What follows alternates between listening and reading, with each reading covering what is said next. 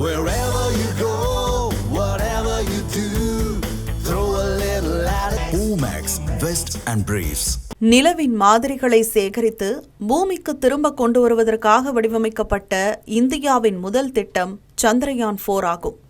நிலவின் தென் துருவத்திற்கு அருகிலுள்ள ஒரு மலைப்பகுதியில் தரையிறங்கும் சந்திரயான் 4 திட்டத்திற்கு உதவும் வகையில் முன்னதாகவே நிலவின் ஆழத்தில் உள்ள மர்மங்களை கரக்பூர் இந்திய தொழில்நுட்பக் கழகத்தின் ஆராய்ச்சியாளர்கள் வெளிக்கொண்டு வந்துள்ளனர்.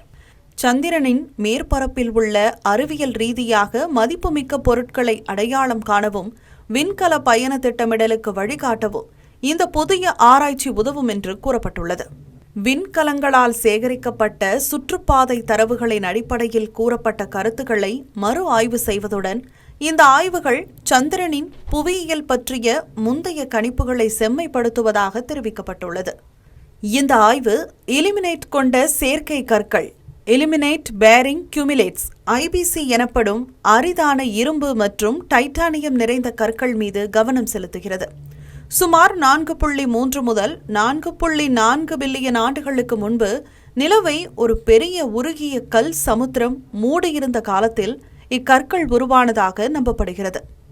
இந்த மேக்மா ஓஷன் மெதுவாக குளிர்ந்தபோது அதிக அடர்த்தி கொண்ட கனிம அடுக்குகள் நிலவின் ஆழ்ந்த உள்பகுதிகளுக்குள் மூழ்கின.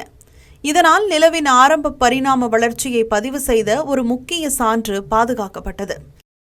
நிலவின் அசல் ரசாயன அமைப்பை அறிய விண்கற்களின் தரவுகளையே நம்பியிருந்தனர்.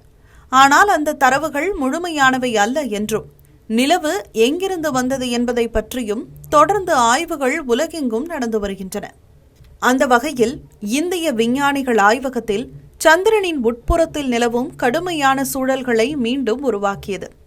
இதற்கான 3 ஜிகாபாஸ்கல் வரையிலான அழுத்தத்திற்கும் 1500 டிகிரி செல்சியஸிற்கு அதிகமான வெப்பநிலைக்கும் அந்த மாதிரிகளை உட்படுத்தி ஆய்வு செய்தனர்.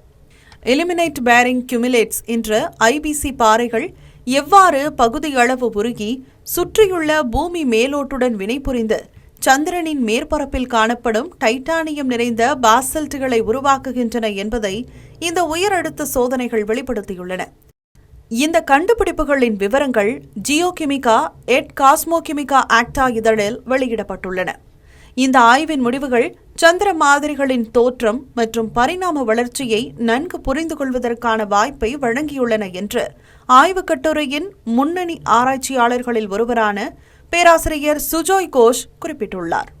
டைட்டானியம் நிறைந்த இந்த அசாதாரணமான எரிமலை குழம்புகள் நிலவின் ஆழத்தில் எவ்வாறு உருவாகி இறுதியில் அதன் மேற்பரப்பை அடைகின்றன என்பதை புரிந்து கொள்வது இந்தியாவின் எதிர்கால நிலவு திட்டங்களுக்கு மிகவும் முக்கியமானதாகும்.